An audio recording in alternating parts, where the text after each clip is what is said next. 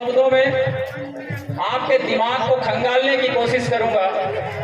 मैं आयोजकों को धन्यवाद ज्ञापित करना चाहता हूं इस बात के लिए कि मुझे लगभग 3 वर्षों से आप मुख्य आतिथ्य का सम्मान देना चाह रहे थे और मैं लगातार, क्योंकि मैं देश के अलग अलग हिस्सों में जाता हूं, प्रदेश के अलग अलग हिस्सों में जाता हूं, मैं आपको समय नहीं दे पा रहा था। उसके लिए मैं आपसे हाथ जोड़कर माफी चाहता हूं। आपके इस सम्मान के लिए मैं भूरी भूरी आपको धन्यवाद देना चाहता हूं और इसके साथ मैं आपको ये भी आसान्वित करता हूं कि आप हजारों की भीड़ में इस जनसैलाब में जितने भी यहाँ के एसटी, एससी, ओबीसी और माइनॉरिटीज के लोग यहाँ उपस्थित हैं, आप सबको याद होना चाहिए आज के दिन का। आज का दिन केवल उत्सव का दिन नहीं है। आज का दिन आपके इतिहास को जानने का दिन है। आज का दिन आपके वर्तमान के समस्याओं को जूझने के लिए रणनीति बनाने का दिन है। आज का दिन दुनिया के लोग आज के दिन को इस तरीके से देखते हैं कि हमारे आने वाले पीढ़ी के पास क्या जल जंगल जमीन बच पाएगा। मुझे हाथ खड़े करके बताइएगा इस सभा से किनके पास है 100 एकड़ जमीन, हाथ खड़े करके बताएं मुझे, जल्दी जल्दी बताइएगा। नहीं है, ऐसे लोग बताएं जिनके पास 50 एकड़ जमीन है, एक भी हाथ खड़े नहीं होगा। जिनके पास 30 एकड़ जमीन है हाथ खड़े करके बताएं, एक भी खड़े नहीं होगा। ऐसे लोग बताएं जिनके पास 20 एकड़ जमीन है। ये पूरे बालोद जिला के लोगों से मैं बात कर रहा हूँ, पीछे वाले भी हाथ खड़े कर सकते हैं। ऐसे लोग हाथ खड़े करके बताएं जिनके पास 15 एकड़ जमीन है। लगभग 15 एकड़ में एक आध तो हाथ खड़े होना चाहिए। चलो वहां से और नीचे उतरता हूं मैं। यहाँ जितने लोग हैं आपके परिवार में जो नहीं आए हैं उनका भी बता देना, मैं जमीन छीनने नहीं आया हूं और मैं झूठ नहीं बोलूंगा। ऐसे लोग बताएं जिनके पास 10 एकड़ जमीन है। 1 2 3 4 5 6 7 8 9 10 गिनती के हैं और जितने ज्यादा लोग होंगे सब 5 एकड़ वाले होंगे। औसत में मैं कह रहा हूं, क्या आप मेरी बात से सहमत हैं? हाथ खड़े करके बताएं सबके पास लगभग औसत में 5 एकड़। अब भी हाथ खड़े नहीं हुआ, इसका मतलब लगभग 3 एकड़ जमीन वाले कितने लोग हैं यहाँ? लगभग 3 एकड़ वाले। इसमें लगभग थोड़ा हाथ खड़े होगा। हम आज 9 अगस्त विश्व आदिवासी दिवस के दिन 2026 में यहाँ खड़े होकर हम जब हाथ खड़े करवा रहे हैं कि आपके पास जमीन, जो आपके पट्टे की जमीन है, केवल 3 एकड़ से 5 एकड़ जमीन ही आपके पास बच गया है। एक बंदा कोई भी बता दे मुझे जिनके पास 5 एकड़ जमीन है, यदि उसके 2 बेटे हुए तो उसके पास कितना बचेगा जमीन? 2.5 एकड़। और यदि उसके नाती के 2 लड़के हुए तब उसके पास कितना जमीन बचेगा? कितना एकड़? 1.25 एकड़। और यदि उसके पोती को कितना मिलेगा? उसके पोती को कितना मिलेगा? ये दाई मानी भाषा नहीं समझाओ। कितना? 50-60 डिसमिल से ज्यादा नहीं मिलेगा। ये विश्व आदिवासी दिवस का डोंडी का ये मंच, मैं आपसे एक सवाल करके जा रहा हूं, क्या आप ऐसे लोगों में से हैं जो आपके नाती और पोतियों से गाली सुनने वाले लोग हैं? आप सब के सब उन्हीं कैटेगरी में से हैं, याद रखना, चाहे वो एसटी के हो, एससी के हो, ओबीसी के हो। मैं ये इसलिए कह रहा हूं कि आपके नाती लोग जब अपनी जिंदगी जी रहे होंगे, हम आज के समय में 2026 में 20 रुपए का बॉटल, 10 रुपए का पानी पी रहे हैं। आपके बच्चे लोग जब नाती और पोती रहेंगे उस समय कितने में पिएंगे बॉटल का पानी? सोच के बोलिए, कितना में? 100 रुपए में इतना बॉटल पानी पिएंगे। कितना? और उनके पास जमीन कितना रहेगा? जमीन कितना रहेगा? इस बात को आज सोचना चाहिए कि नहीं सोचना चाहिए? इस बात को आज चिंतन करना चाहिए कि नहीं करना चाहिए? बिल्कुल करना चाहिए। और इसीलिए बिरसा मुंडा ने एक नारा दिया अपने जमाने में। कोई बोल के बताए बिरसा मुंडा ने नारा क्या दिया था? अबुआ दिसुम अबुआ राज। अबुआ दिसुम अबुआ राज का मतलब होता है हमारे देश में हमारा राज, हम तय करेंगे हमारे नीति, नींग, दस्तूर, नियम, कानून। कोई बाहर के लोग आकर के हमें ना सिखाएं कि हमें कैसे रहना है, क्या बोली भाषा बोलना है। आगे चला वो अपने कम उम्र में आपके लिए लड़ाई लड़ा और आज भी वो नारा प्रासंगिक है। कितने लोग जानते हैं मामा नाटे मामा राज? कोई सुने हैं क्या? हाथ खड़े करके बताएं, मामा नाटे मामा राज कितने लोग सुने हैं? आज भी वो नारा बिरसा मुंडा को याद दिलाता है, क्योंकि आजाद भारत के 77 साल बाद भी ये नारा गूंजता है उन जंगलों में, उन ग्रामीण क्षेत्रों में जहां जल जंगल जमीन है, और वो कहते हैं कि मामा नाटे मामा राज, मेरे गांव में मेरा राज। यदि आपको ये बात थोड़ा समझना चाहिए, समझना होगा, आज के समय में और कोई विकल्प नहीं है, ये बात समझना है आपको। हमारे मुख्य वक्ता लक्ष्मण सर जी ने जो आपको एक एक पॉइंट उदाहरण के साथ बताए हैं, मैं उनको रिपीट ना करते हुए उन्हीं उदाहरणों को आगे बढ़ाता हूं। यदि व्यवस्था में गड़बड़ी है तो व्यवस्था पे उंगली उठाना सीखिए। क्या करना सीखिए? यदि व्यवस्था में गड़बड़ी है तो व्यवस्था में उंगली उठाना सीखिए। व्यवस्था चलती है, व्यवस्था चलाने वाला चाहिए। मैं आपको एक उदाहरण देता हूं। कितने लोग हैं यहाँ डोंडी में? डोंडी के लोग जो यहाँ उकारी गांव से आए हैं, हाथ खड़े करेंगे। उकारी गांव के लोग, ये बगल में उकारी गांव पड़ता है, हाथ खड़े हो रहा है, धन्यवाद, पहचान लिया आपको। ये उकारी गांव का, मैं क्योंकि 5 मिनट बोलूंगा, ज्यादा नहीं बोलूंगा, मैं ये बताना चाहता हूं कि संघर्ष का रास्ता कैसे होता है। ये बगल में ये उकारी गांव है, ये पहले नगर पंचायत हुआ करता था, नगर पंचायत का हिस्सा हुआ करता था। डोंडी के लोगों से, बालोद के लोगों से मैं कहना चाहता हूं, उकारी के गांव से सीखिए, कारूटोला के गांव से सीखिए कि संघर्ष कैसा होता है। उन्होंने उंगली उठाया व्यवस्था के खिलाफ, उन्होंने कहा कि ये व्यवस्था गलत है, हम अपने घर का टैक्स आपको क्यों दें? तहसीलदार ने कहा टैक्स तो देना पड़ेगा, आरआई ने कहा टैक्स को देना पड़ेगा, एसडीएम ने कहा टैक्स देना पड़ेगा। उकारी के लोगों ने कहा हम टैक्स नहीं देंगे। क्यों? क्योंकि ये 5वीं अनुसूचित क्षेत्र है, सबको सुनना चाहिए। ओबीसी के साथियों को और ज्यादा सुनना चाहिए, क्योंकि सबसे ज्यादा यदि पेशा कानून का विरोध करते हैं, मैं माफी के साथ कहना चाहता हूं, आप अध्यक्ष हैं उसके, इसलिए आपको ये मैं जरूर सुनाना चाहता हूं।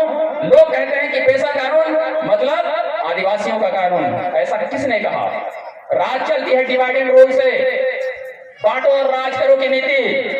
आपको बांटा गया साहब, आपको बांटा गया, आपके मन में यह भरा गया। यदि आदिवासी उप योजना का पैसा, उससे यदि आपका सड़क बनता है तो सड़क में केवल आदिवासी नहीं चलता। यदि आदिवासी उप योजना के पैसा से यहाँ हॉस्पिटल बनता है तो केवल आदिवासी का ही इलाज नहीं होता। यदि आदिवासियों के नाम पर भी यदि स्कूल खुलता है इस क्षेत्र में, तो भी छांट के भर्ती नहीं होता। ये सबको बराबरी का हक देता है। पैसा आपके केंद्रीय कानून है और वो आपको स्वशासन का अधिकार देता है इन क्षेत्रों में, कि आप पानी, बिजली, सड़क, शिक्षा, स्वास्थ्य के लिए आप निर्णय लें, आप बैठ के निर्णय लें। उकारी गांव के लोगों ने गांव में बैठा, चर्चा किया, और उकारी के गांव के लोगों ने कहा कि यह व्यवस्था असंवैधानिक है। क्या बोला उन्होंने? उकारी के गांव के लोगों ने क्या बोला?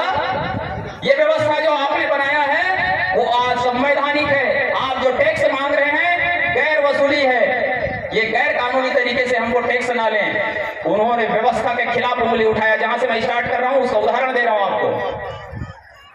और उकारी के लोगों ने कहा कि यह जो नगर पंचायत डोंडी है, यह 5वीं अनुसूचित क्षेत्रों में असंवैधानिक है। जितने भी नगर पंचायत के पार्षद बैठे होंगे या नगर पंचायत के अध्यक्ष होंगे, जरूर सुनिएगा।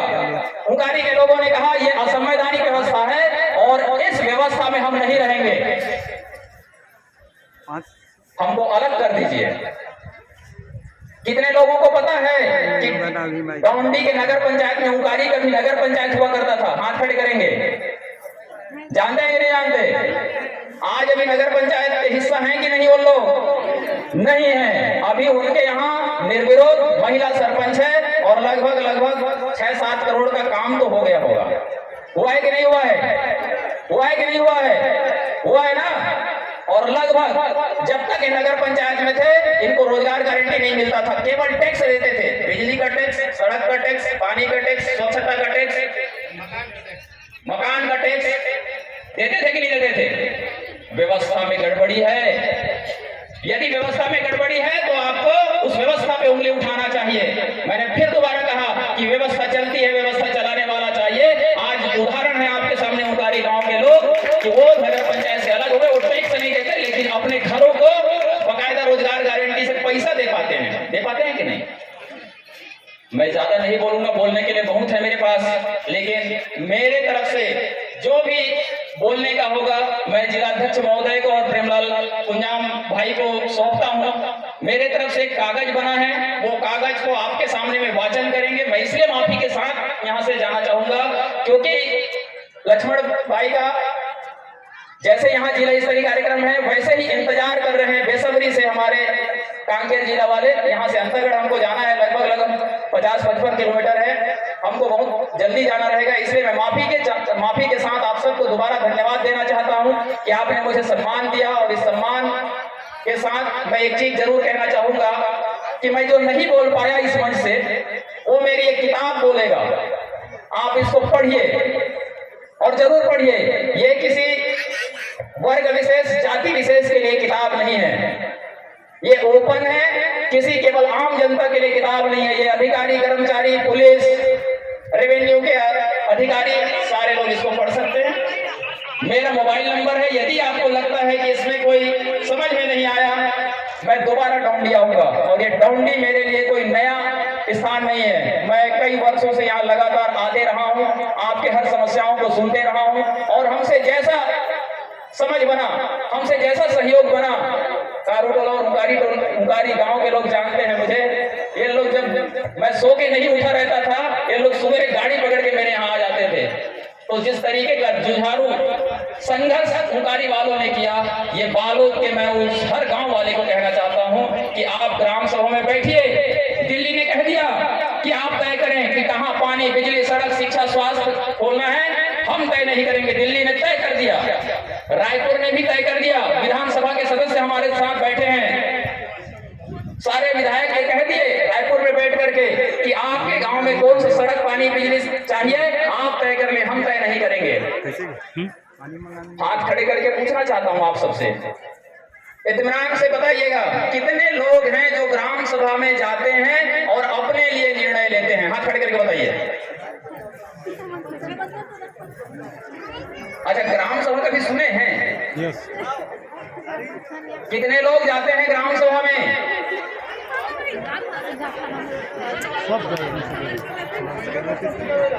एक बात याद रखना, मैं जाते जाते कह रहा हूं और ये मैं हर मंचों से कहता हूं कि जब तक ग्राम सभा सशक्तिकरण के लिए हमने उंकारी गांव में स्टार्ट किया था, जब सरपंच को निर्वाचित जो निर्विरोध चयनित था, उंकारी गांव में जब हम शपथ ग्रहण के लिए आए थे, वहां से हमने अभियान चालू किया, एक कदम गांव की ओर और ग्राम सभा सशक्तिकरण की ओर, और ये किताब निकला।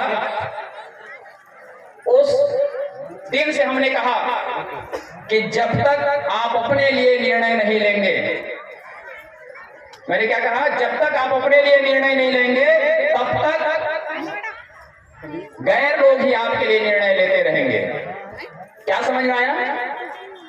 वो है ग्राम सभा। जिस ग्राम सभा में आपको निर्णय लेना है, जब तक वहां आप बैठेंगे नहीं और आप अपने लिए निर्णय नहीं लेंगे, तब तक दूसरे लोग ही आपके लिए निर्णय लेते रहेंगे।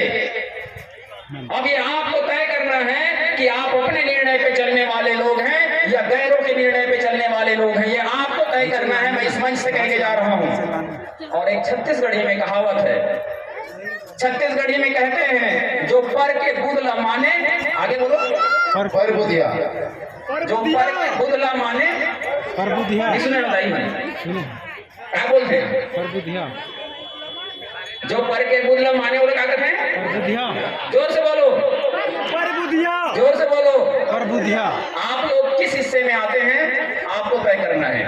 क्योंकि आप अपने लिए निर्णय नहीं लेते हैं। आपके ग्राम सभाओं के लिए हमेशा रायपुर में बैठे लोग दूसरे लोग निर्णय लेते हैं, लेकिन उकारी वाले ग्राम सभा को छोड़ करके, कारूटोला के ग्राम सभा को छोड़ करके ये बैठते हैं अपने गांव में, अपने लिए निर्णय लेते हैं, इसीलिए करोड़ों का उनके पास काम है।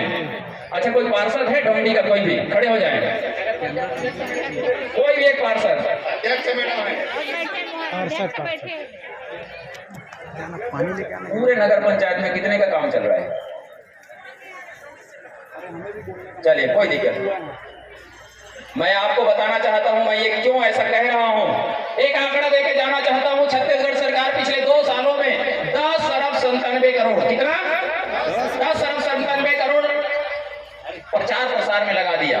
उस प्रचार प्रसार की राशि में 22 करोड़ आपके टीएसपी का पैसा है, जनजाति उपयोजना का पैसा है, जो कि ऐसा नहीं किया जाना चाहिए था। एक आंकड़ा और देता हूं, अनुसूचित जनजाति उपयोजना जिसको आप टीएसपी कहते हैं, उसका पैसा 1977 करोड़, दोबारा बोलिए 1977 करोड़, या तो लैप्स हो गया छत्तीसगढ़ सरकार का, या तो सारे डिपार्टमेंट ने उसे सरेंडर कर दिया। ये आंकड़ा छोटा नहीं है साथियों, ये आंकड़ा छोटा नहीं है। आपको स्कूल चाहिए, आपको आंगनबाड़ी चाहिए, शिक्षा चाहिए, स्वास्थ्य चाहिए, आपको गुरुजी चाहिए, पैसा आप सरेंडर कर रहे हैं। आपके पास स्कूल नहीं है, आपके पास स्कूल है तो छत नहीं है। वो समझ में आ रहा है? एक आंकड़ा और देता हूं, सीएजी का रिपोर्ट है 3242 लगभग, पेपर में छपा है, नया चीज नहीं है, लगभग 3000 करोड़ पंचायतों को जो पैसा जाना चाहिए था वो पैसा आपको नहीं मिला। कितने लोग हैं सरपंच? हाथ खड़े करें। आप लोगों को पैसा मिला? नहीं मिला।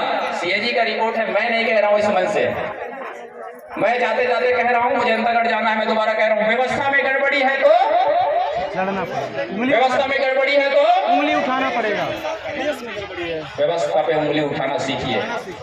व्यवस्था चलती है, व्यवस्था चलाने वाला चाहिए। मुझे बोलना बहुत था, लेकिन मुझे वापस जाना है, इसलिए मैं आप सबसे